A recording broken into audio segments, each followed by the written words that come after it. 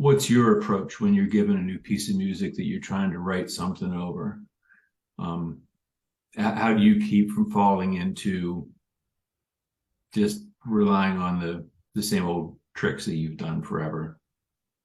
Yeah.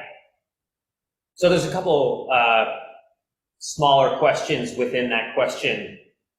So my answer is going to be split up into parts, but the most immediate answer I have is what you practice is going to come out in your improvisation. So if you're not practicing anything new, then nothing new is going to come out when you're soloing. So there are two places I want to take this conversation. The first place though is with what you have been working on, do you find that is actually coming out in your improvisations, or is it still kind of like processing and taking you a while to actually get it onto the fretboard? It's making things faster. It's making things a little faster. But to still do things on the fly, but not quite there yet. Well, I remember when I was in school, one of my professors said when he shows a student a lick, it takes about 6 months for it to actually show up in his improvising, which is kind of interesting. So there's that. But I mean, what I would do if I were you is I would consistently and consciously only be practicing the things during improvisations that are new, and I wouldn't let myself play things that I already know. You know what I mean? Because it kind of goes back to what I said earlier, where I asked you what you were actually practicing, because what you're practicing is what's going to come out when you improvise. And there is actually a video in the curriculum that talks about this, and I reference it as chicken in, chicken out, right? So if you're putting chicken in the oven and you cook it, you're going to get a chicken out of the oven, right? If you put a chicken in the oven and cook it, you're not going to get a steak. You know what I mean? You got to put a steak in to get a steak out, right? So a lot of people, when they practice, they practice things that they've already been practicing and that they already know, and it's not even really true practice because they're playing, right? So then when they go to improvise, it's like putting chicken in the oven. It's what they already know, and then they get chicken out of the oven. They just end up playing things that they already have played, and they're playing things that they're already comfortable with. You know what I mean? You're not getting that nice steak because you never put a steak in the oven to start with, right? Yeah.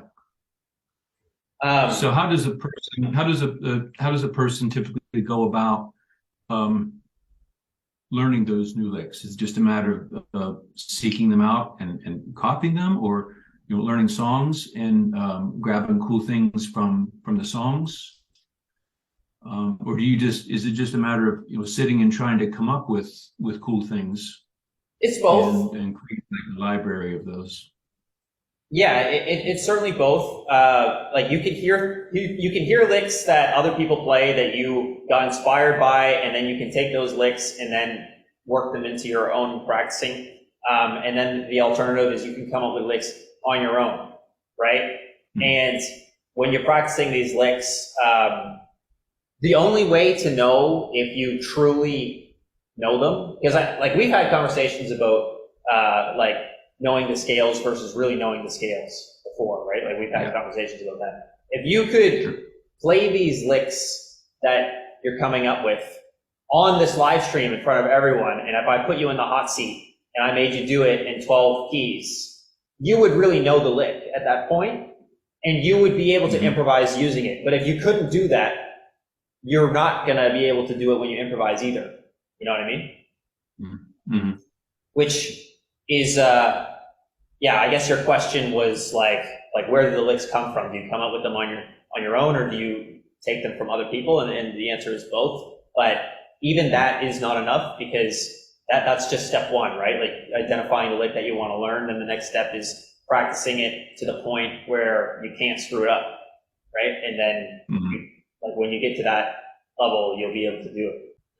So, and what I would do, and this is important as well, it's really easy to get in your own head when you're practicing something and think that you are too slow. Like when you learn something new for the first time and you can't inject that into your improvisations after a week, and you're like, oh shit, like I suck. I should have had this down by now.